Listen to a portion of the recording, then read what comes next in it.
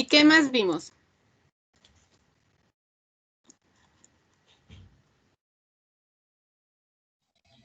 La variolación. Ok, vimos la variolación, vimos los primeros intentos de vacuna y vimos la primer vacuna. ¿Quién diseñó la primer vacuna?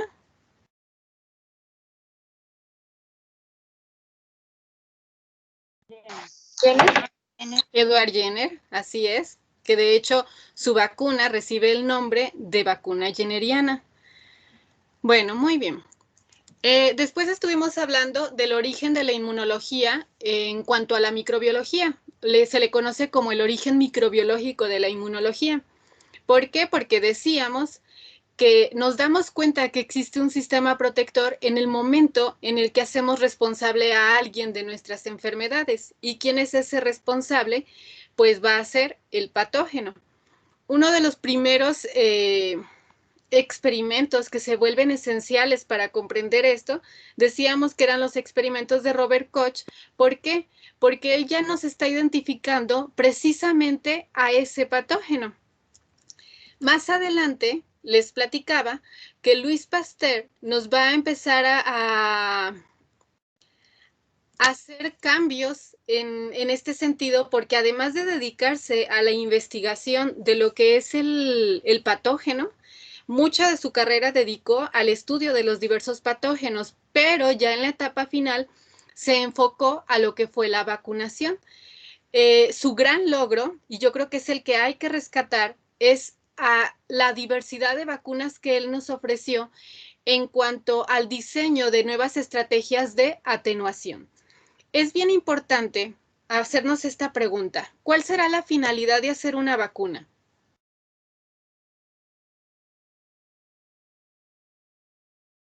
Crear inmunidad.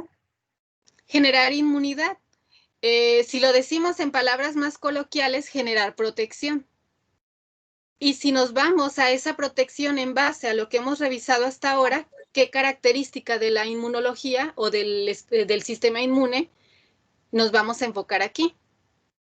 A la que ya vimos, vamos a generar memoria. ¿Pero a costa de qué vamos a generar esa memoria? Una vacuna que me va a dejar consecuencias negativas. ¿Por qué? Porque me puedo enfermar del microorganismo que me están aplicando, porque me puede generar otro tipo de enfermedades, lo que les decía con la variolización o la variolación, que una de las grandes desventajas, ¿cuál es? Que se administraba esta técnica, pero junto con las partículas virales atenuadas, iba ¿qué? Muchos otros microorganismos que desencadenaban otras infecciones. Entonces, generar protección a costa de la posibilidad de morirme, pues como que a nadie nos agrada, ¿o sí? No. Entonces, esa es la gran ventaja que nos ofrece Pasteur. Ok, vamos a continuar con esta estrategia, es muy buena, estamos generando memoria, estamos generando protección, pero no lo vamos a hacer a costa de una peor enfermedad o de la muerte. Y entonces empieza a buscar estrategias para poder atenuar esa patogenicidad de los microorganismos. Y en ese sentido surgen la vacuna en contra de la cólera de las aves y la vacuna en contra del anthrax. Les decía que este esquema me gusta mucho porque es un ejemplo de lo que hacían en la... Ay, ¿cómo se llamaba? Creo que es Pauliville, que era la granja en donde ellos trabajaban y hacían sus experimentos con espectadores para generar evidencia de lo que se estaba trabajando. Sin embargo, si se fijan, algo que hay que remarcar es que hasta este momento todos los protocolos que él nos ofrecía era en contra de infecciones que afectaban a los animales o al ganado. Es decir, había mucho interés económico. ¿Cómo hacer para prevalecer en buenas condiciones al ganado? Sin embargo, un problema que en ese momento atacaba demasiado o que era muy persistente era la rabia. Y entonces él dijo, bueno, podemos hacer esto con los animales, pero los perros también es un problema importante. ¿Por qué? Porque además de ser nuestras mascotas, y en ese momento lo que a ellos más les preocupaba era, estamos en contacto directo con ellos y están enfermando al humano. Entonces, ¿qué podemos hacer para poder detener esto? Y es que empieza a generar su vacuna en contra de la rabia. Pero pues lo que él hacía, una forma de aislarlo, recordamos que el responsable de la rabia es un virus. Y a diferencia con estos, aquí era la bacteria y la podía ver y podía hacer el cultivo y lo podía aislar fácilmente, pero con el virus de la rabia no podía hacer todo lo que se le facilitó acá. Entonces, ¿qué empezó a hacer? Ok, se dio cuenta que cuando extraía los macerados de fragmentos de sistema nervioso del cerebro, podía inocularlos, primero los extrajo así en fresco y los inoculó en animales y veía que conservaban esa capacidad infectiva, por lo cual esa vacuna pues no era redituable porque teníamos ese efecto negativo. Entonces empezó a observar, a desecar ese material y se dio cuenta que cuando desecaba este material, cuando estaba deshidratado, perdía su actividad, pero sí conservaba su capacidad de protección. A este momento, muchachos, esto ya lo hizo en la etapa final, en sus últimos, creo que fueron 2 décadas. Entonces, todo lo que él ya había logrado atrás, que insisto, estas no son sus únicas aportaciones, ustedes conocían a Pasteur por otras cosas. Lo conocían por la pasteurización, lo conocían por todos los estudios que hizo en la fermentación en la cerveza, el tratar de comprender a las levaduras, la responsabilidad que éstas jugaban, entre muchísimas otras cosas, por sus descubrimientos que hizo acerca de muchos patógenos. Pero bueno, entonces hasta este momento él ya era muy famoso y todo lo que él hacía se daba a conocer y la sociedad era consciente de en lo que estaba trabajando este señor. Entonces saben que está trabajando con el virus perdón, de la rabia y espérenme. Ay, gracias. No sé quién empezó a grabar, pero muchas gracias. Y entonces, él,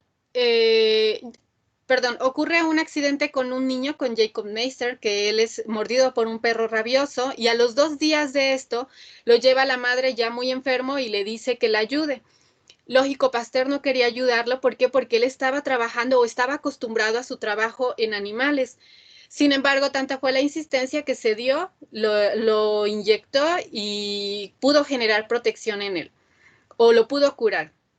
Y a raíz de este evento, más adelante, esto se hace tan grande o se da a conocer a todos lados que llega gente de otros países, gente de ahí mismo en grupos, cuando eran atacados por lobos o cuando eran atacados por algún perro, y empieza a generar protección. A él ya no se le hizo complicado porque vio los efectos tan importantes que estaba teniendo con su vacuna, todo como una consecuencia de la atenuación.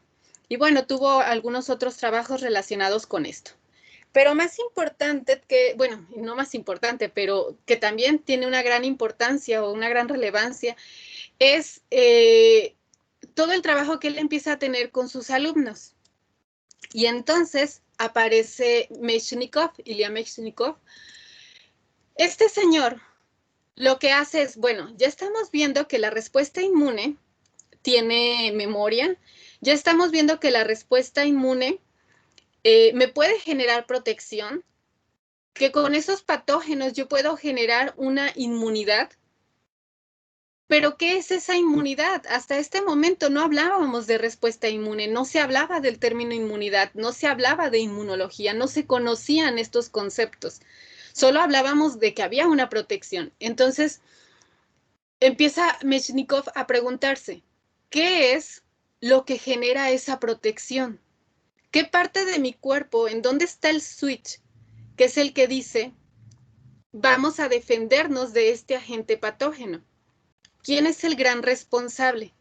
Y bueno, antes de eso no sé si a ustedes les puse el link de la caricatura de una historieta de Mechnikov. No sé si alguien tuvo tiempo de revisarla. Maestra, antes de Sí, continuar, diga. tenía una duda de la Ajá. diapositiva anterior. Voy a De subir un la... poquito mi volumen antes porque no los escucho. Sí, Ahí está, dígame. ¿listo? Eh, ¿Qué es lo que hace que un organismo esté atenuado? O sea, ¿qué características tiene para yo poder decir que este microorganismo está atenuado? ¿Y cómo se atenúa un microorganismo? Ok. Eso lo vamos a ver a detalle allá por la unidad 7, 7, 8. Pero voy a adelantar un poco esa respuesta. Y primero le pregunto a usted, ¿qué es lo que hace usted para estar activo, para estar trabajando, para estar al día? ¿Cómo? O sea, ¿en qué Sí, sentido?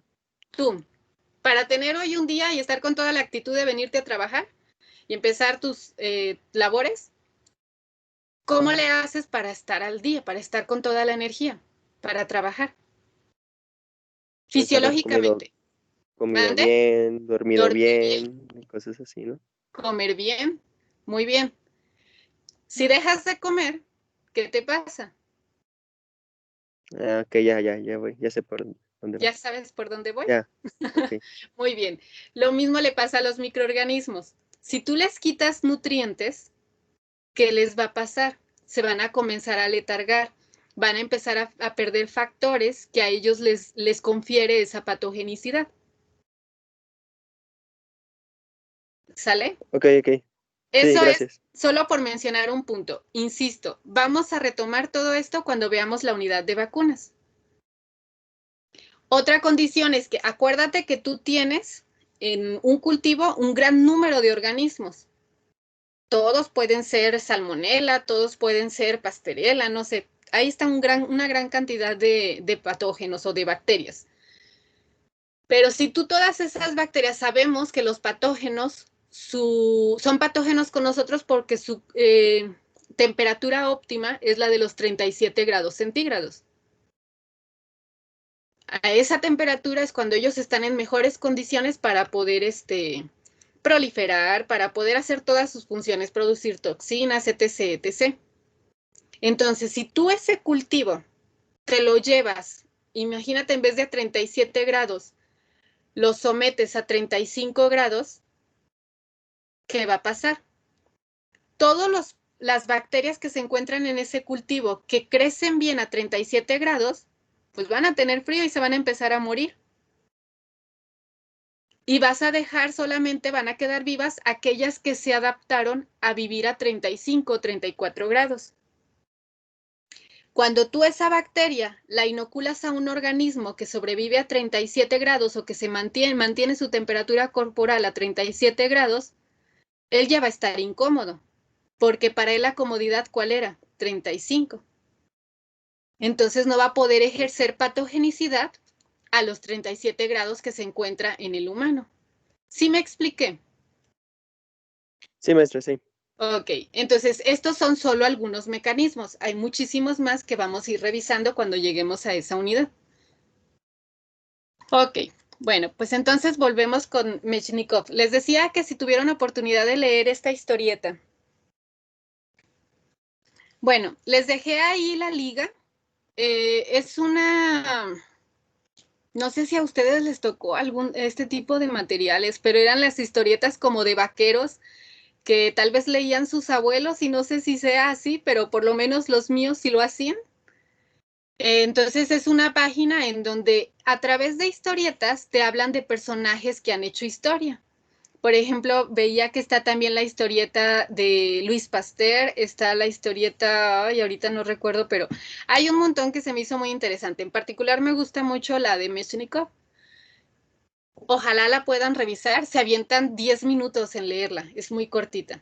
Pero bueno, y en el capítulo que también les pasé, ahí viene información mucho más completa y tengo muchos otros porque me encanta la vida de este señor, me hace consciente ver cómo todos estos señores que fueron grandes también son seres humanos y detrás de estos grandes personajes hay un ser humano. Entonces, creo que se los comentaba también el día de ayer que yo no pierdo la esperanza que alguno de ustedes algún día va a llegar hasta este punto y va a ser muy interesante saber que hay una semillita en la que uno puede colocar, ¿no? Pero bueno, y sobre todo en la parte motivacional, es como decir, claro que se pueden hacer grandes cosas y claro que podemos hacer mucho, las limitantes las tenemos simplemente aquí. Y yo creo que él es un ejemplo de esto. ¿Por qué? Porque primero él era una persona como muy dispersa, no tenía orden, no era metódico, se mete a estudiar a la universidad y como que nadie se lo tomaba en serio porque era como muy entusiasta, empezaba a trabajar, traía como grandes ideas, pero como que no las terminaba o como que de repente se perdía en otra cosa, o sea, como que era como la emoción del momento.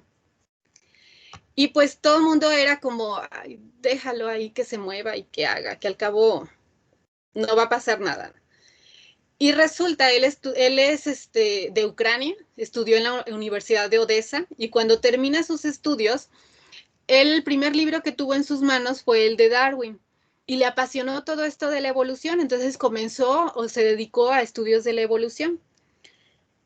Dentro de todos esos estudios, y se me hace un dato curioso porque créanme que lo he leído desde libros muy, muy serios hasta, por ejemplo, en esta historieta que dicen que esta idea de la fagocitosis se le ocurrió porque un día fue al circo y estando en el circo vio a los changos moverse y que a través de eso le llegó a como que la gran idea de qué pasaba con las células que eran móviles dentro de los organismos. Y él durante mucho tiempo se estuvo estudiando con las larvas de estrella de mar y con las de las pulgas de mar. Y resulta que un día toma una espina de una rosa y la introduce en una larva de estrella de mar. Se va a dormir, a otro día va y observa qué pasó con esa espina y resulta que cuando va y observa el microscopio, alrededor de la espina había un montón de células móviles, células ameboides, que daban el aspecto de que esas células estaban tratando de eliminar o deshacerse de la espina que él había dejado. Entonces, a partir de ese momento, él dice, bueno, estas células ameboides son células fagocíticas y utiliza el término de fagocítico como que son células del origen del término fago que se quieren alimentar de eso, que se están alimentando de esto. Entonces, hay mucho, más bien hubo mucho problema durante un tiempo porque el término de fagocitosis incluso se utilizaba, como ya lo dijo el gran doctor Mechnikov, que es importante que nos alimentemos bien para que estemos sanos, pero la fagocitosis no iba en ese término. O sea, él decía, estas células engullen eso con lo que se están enfrentando, pero no hablaba de nutrición, sino hablaba de la forma de adquirir esto que estaba siendo un agente agresor. Ya con estas ideas, lo que él hace es ir con Robert Koch y le propone esta estrategia, pero Robert Koch, un hombre, les pido una disculpa, un hombre que era mucho más cuadrado, que era mucho más metódico, le parece a alguien completamente loco y ajeno a la realidad. Dice, no, no está bien. O sea, ¿cómo estas células van a intentar comer y van a destruir esto? Se les hacía algo que estaba fuera de. Y entonces le dicen que, ay, perdón, ya no la seguía avanzando. Aquí están sus dibujos. Este esquema él lo hizo, en donde trataba de explicar cómo las células se iban a acercar para tratar de eliminar ese agente agresor. Y bueno, aquí está cuando fue y se entrevistó con Robert Koch para pedirle apoyo, pero pues Robert Koch lo mandó a volar.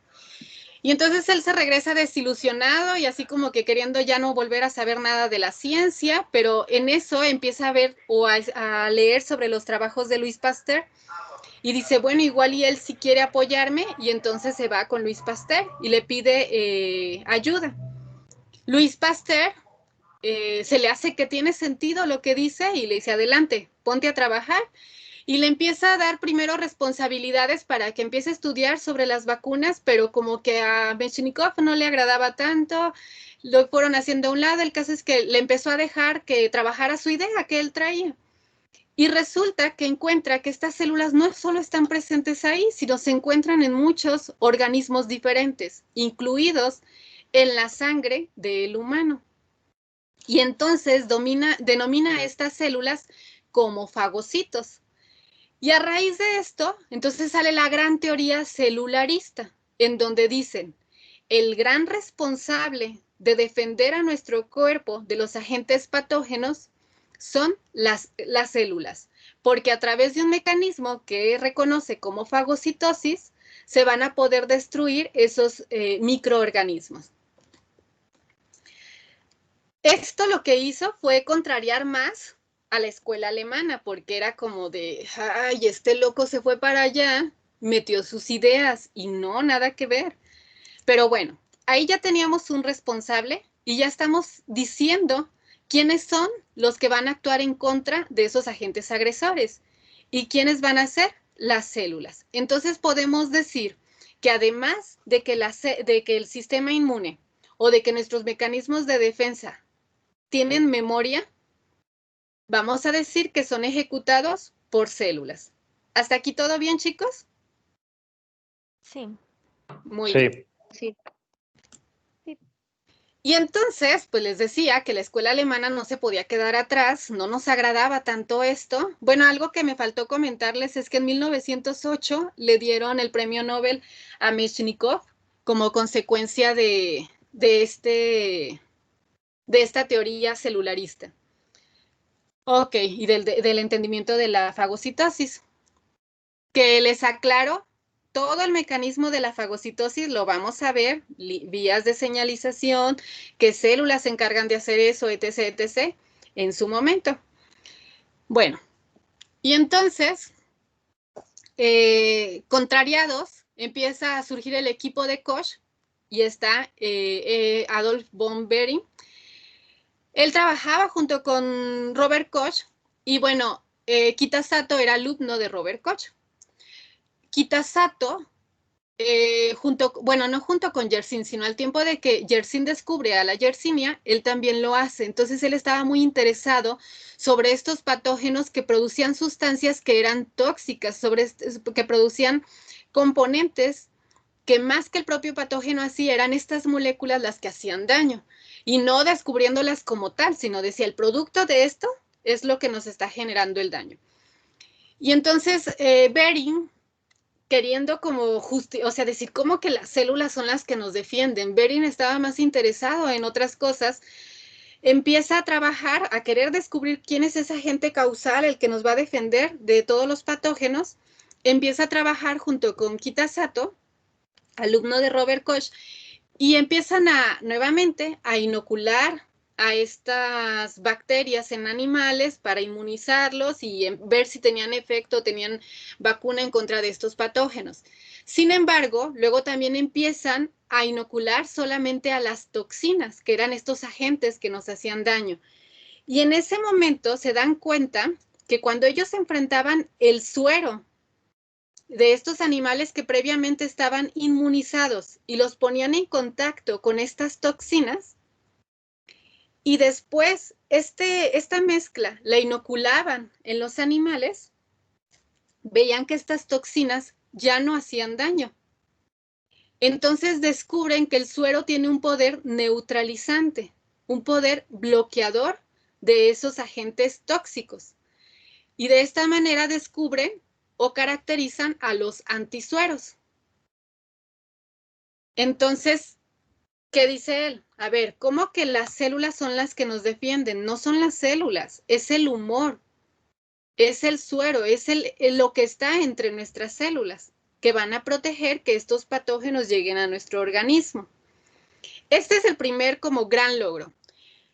El segundo que ellos logran dejarnos es el que la respuesta inmune es altamente específica. ¿Por qué? Porque empiezan a trabajar con dos toxinas, que es la toxina del tétano y la toxina de la difteria. Son toxinas que vienen de dos organismos diferentes.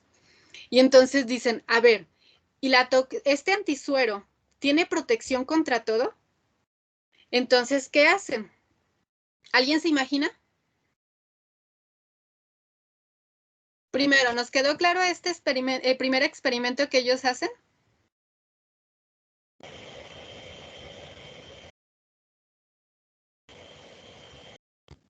Yo no entiendo muy bien a qué se refiere con el suero. Ok, nuestro suero de la sangre. Ok, bueno, me voy más atrás. Como Todos sabemos que si nos sacan, por ejemplo, cuando vamos a donar sangre, nos sacan el líquido que está en nuestras venas y en esa sangre hay dos componentes. el componente celular o el paquete celular y el componente líquido. El componente líquido es lo que conocemos como suero. ¿Hasta ahí todos estamos bien? Tengo una duda ahí. ¿Cuál es la plasma? ¿El componente celular? No, el plasma es el suero, pero la diferencia de la palabra suero y la palabra plasma es que cuando tú utilizas el término suero, es que esa sangre no fue tratada con nada. Directamente se sacó la sangre, se dejó que se formara el mentado coágulo y el resultado es el suero. Cuando tú hablas de plasma, lo que utilizamos son los anticoagulantes. Entonces, no hay formación de coágulo y ahí en esa sangre están presentes todos los factores de la coagulación. Ok. ¿Sí nos queda claro? Sí. Bueno, y entonces les decía, el suero, que es ese componente líquido que está en nuestra sangre, es lo que él identifica que tiene esa característica de neutralizar a las toxinas, a estos agentes agresores. Bueno, entonces ahora les decía, ¿cómo definen si ese suero es específico para la toxina del tétano o ese suero ya tiene la capacidad de defendernos contra todos los patógenos o agentes agresores a los cuales nos podemos enfrentar? Pues trabajan solo con estas dos toxinas. Ahora, ellos tienen un animal, voy a ponerlo como ejemplo. No significa que exactamente así lo hicieron, es solamente tratar de explicarlo.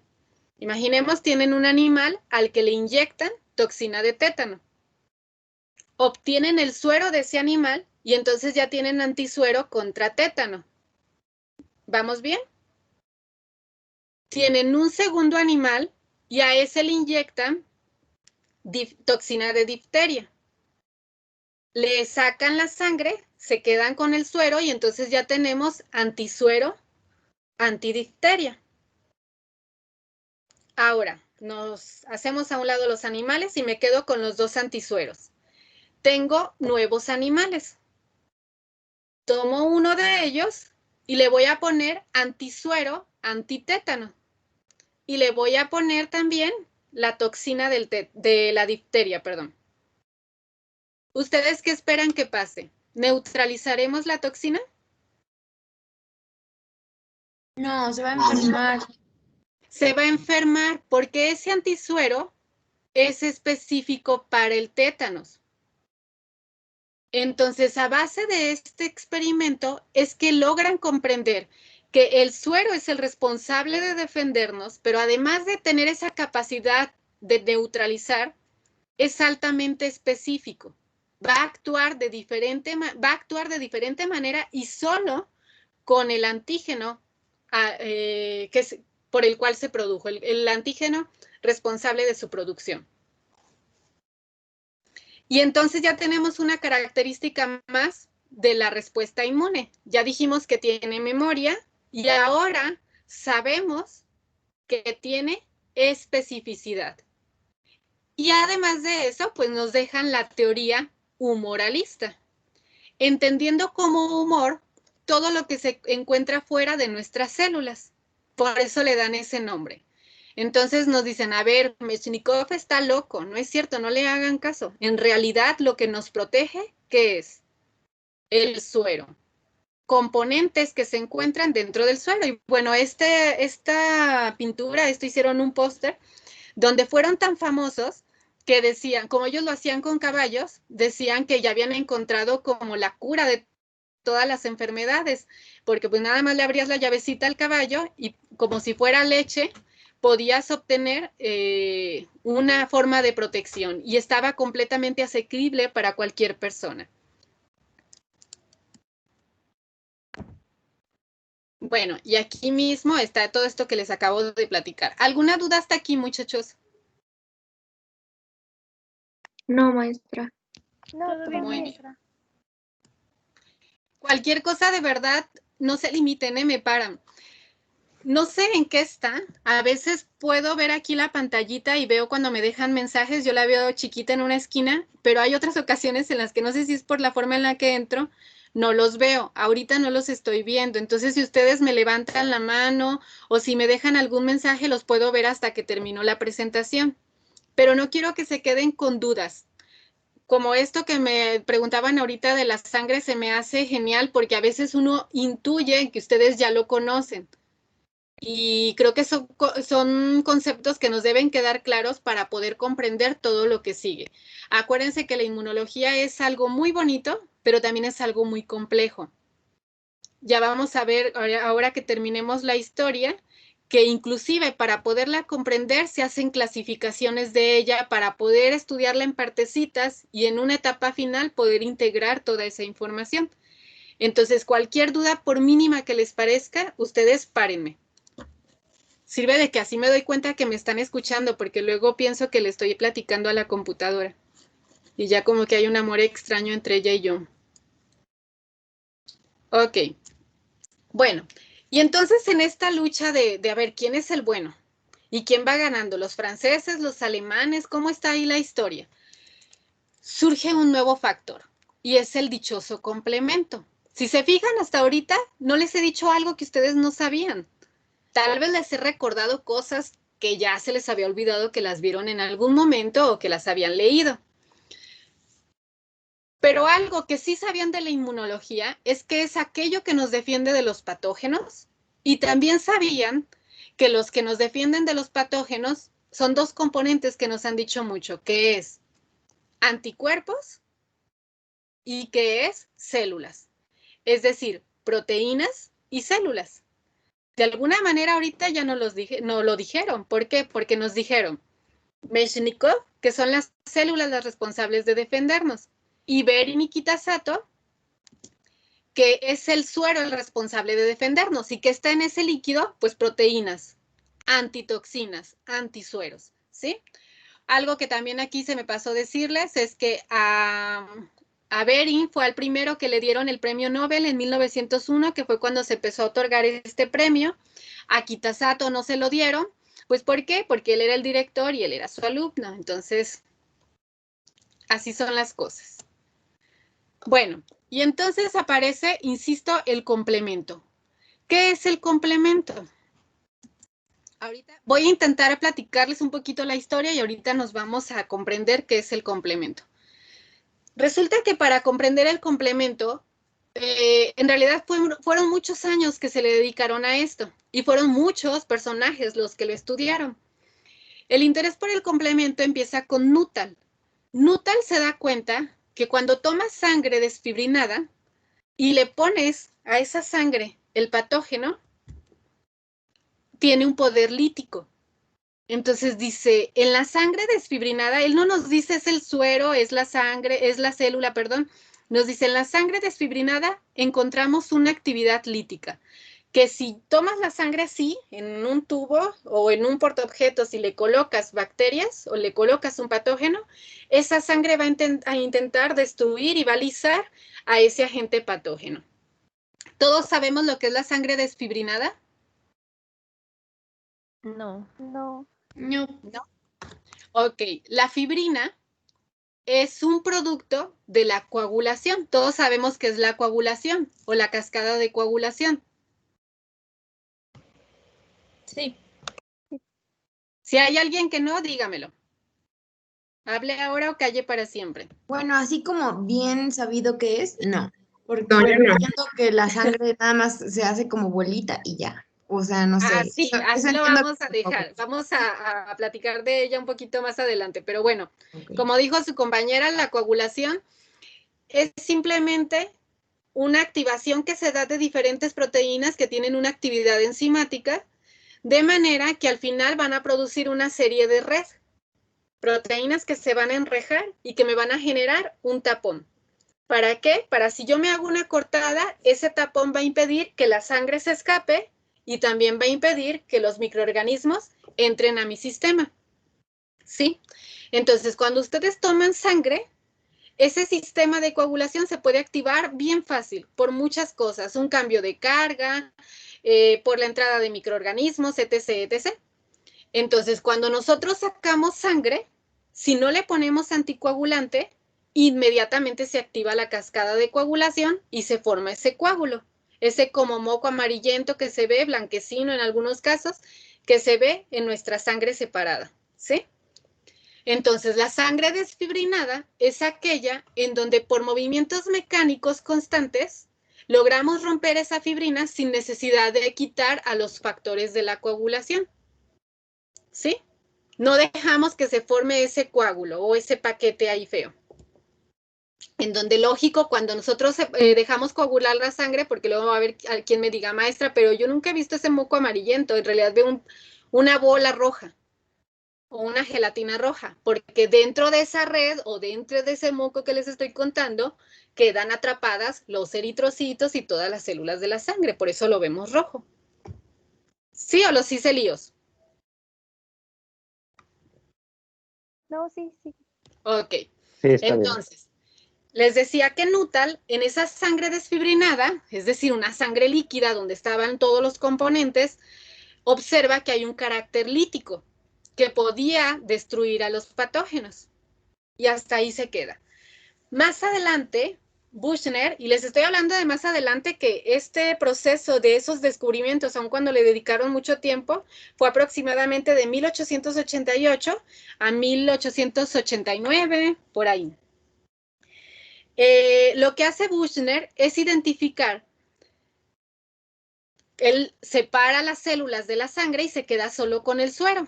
Y entonces toma el suero y luego le pone a los agentes patógenos.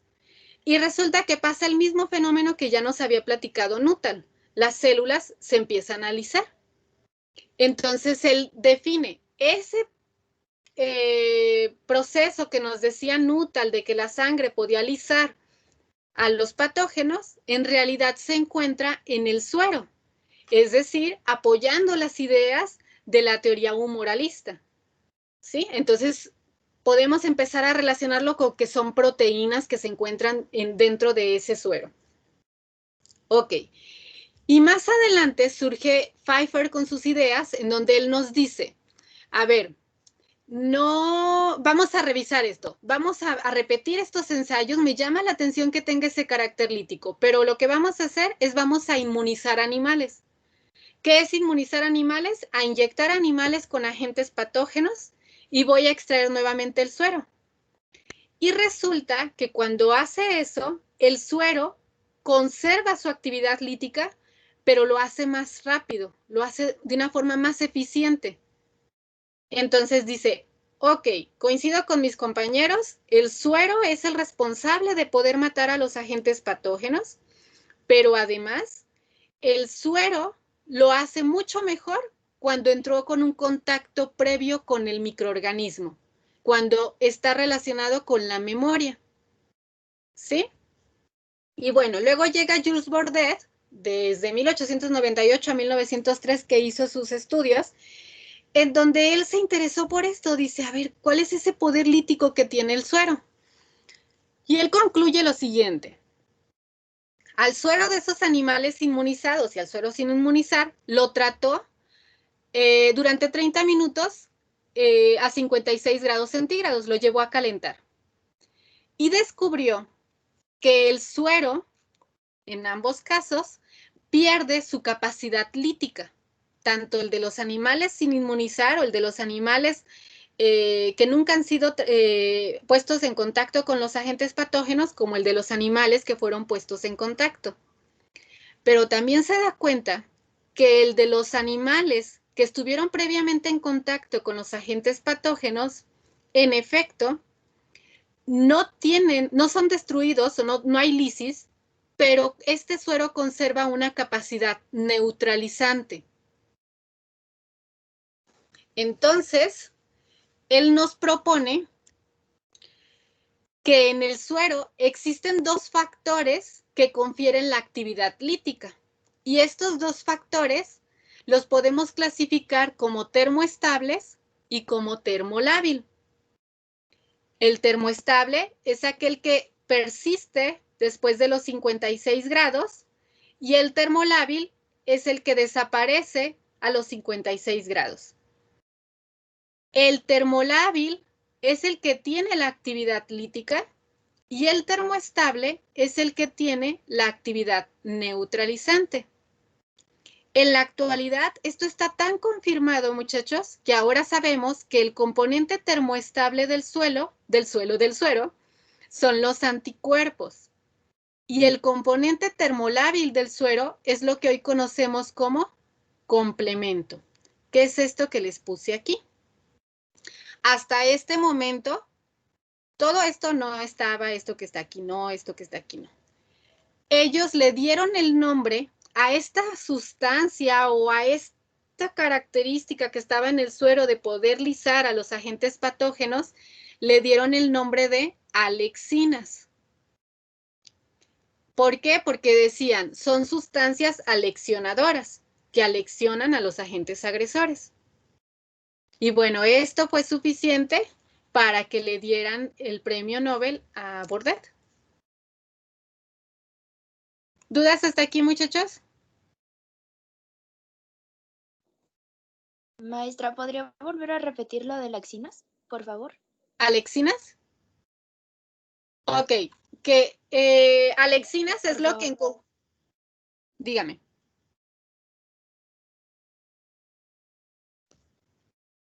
Bueno, lo que le decía es que las alexinas es el componente lítico que ellos definen que se encuentra en el suero. En la actualidad, esas alexinas tienen el nombre de complemento. Y sabemos que el complemento es el componente, perdón, acá está, termolábil del suero.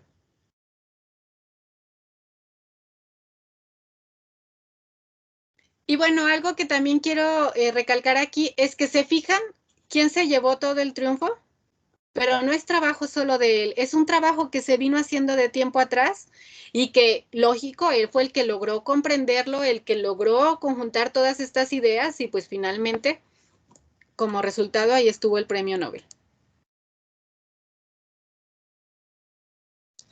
Y entonces sigue el pleito, ¿no? Porque seguimos sin definir, a ver, ¿quién es el responsable del sistema inmune? Hasta ahorita, ¿quién va ganando, muchachos? ¿Quién ¿El nos suero? defiende? El suero, los componentes humorales, ¿sí? Pero como todo en la vida hay que llegar a la paz y un señor que no es nada pacífico lo logró establecer, que es Almond Wright. Él lo que nos dice es que después de todos sus experimentos que hizo, es que en efecto el suero nos defiende, pero también lo hacen las células. Y nos dice que cuando tienes a los dos en conjunto, las células, es decir, los fagocitos, pueden mejorar su capacidad fagocítica.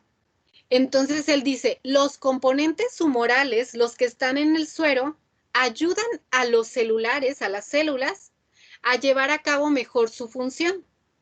Y entonces podemos decir que estos componentes humorales son las mentadas opsoninas. ¿De dónde viene la palabra opsoninas? Porque lo que hacen es optimizar la función de los fagocitos. Entonces les dice, a ver, tranquilos, apláquense. Nosotros tenemos componentes moleculares, es decir, humorales, y tenemos componentes celulares que nos van a defender. Y de esta manera tenemos más características de la respuesta inmune. Ya vimos que tiene memoria, ya vimos que es específica, ya vimos que hay componentes humorales o celulares, es decir, hay una respuesta inmune humoral y hay una respuesta inmune celular. Y ya vimos que todos trabajan en conjunto para podernos defender.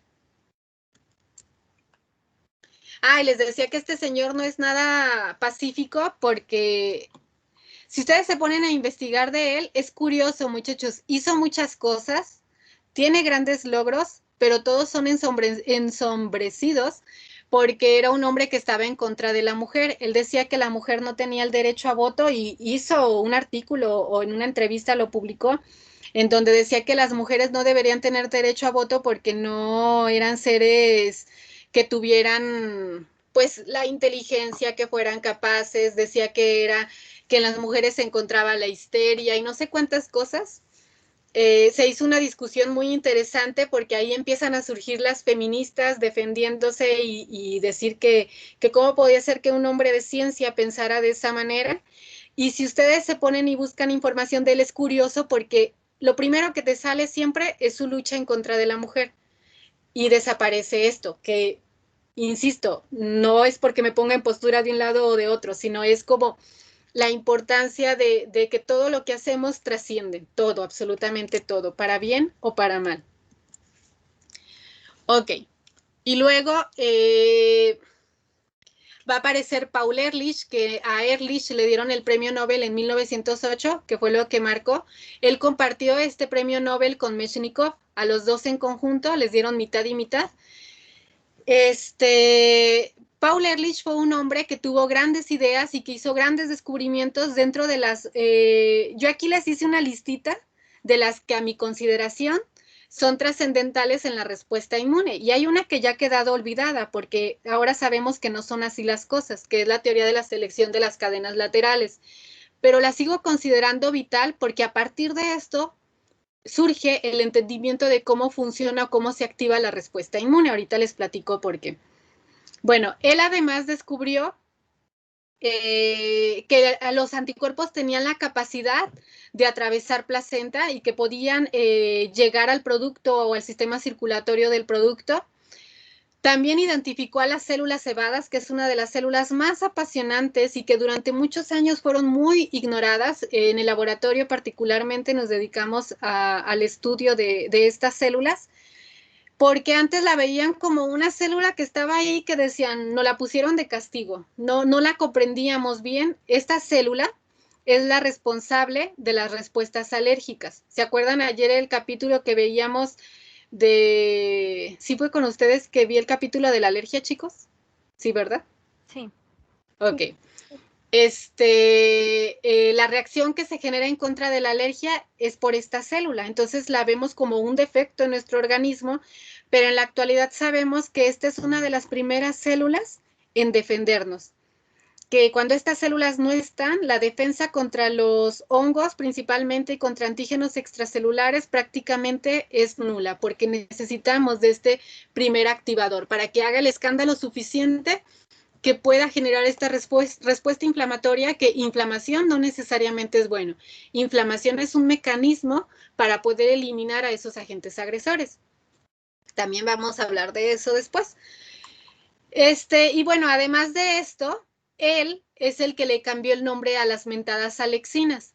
Y dijo, bueno, en base a todo lo que ya nos han dicho nuestros antecesores, en efecto, el suero tiene un componente lítico, el suero tiene la capacidad de destruir a los agentes extraños y que tiene una función aleccionadora, pero como que no le gustaba ese nombre, le gustaba más lo que proponía Wright, en donde nos decía, ese componente o esa alexina en realidad tiene una función de complementar a nuestro sistema y por eso le puso el nombre de complemento, ¿sí?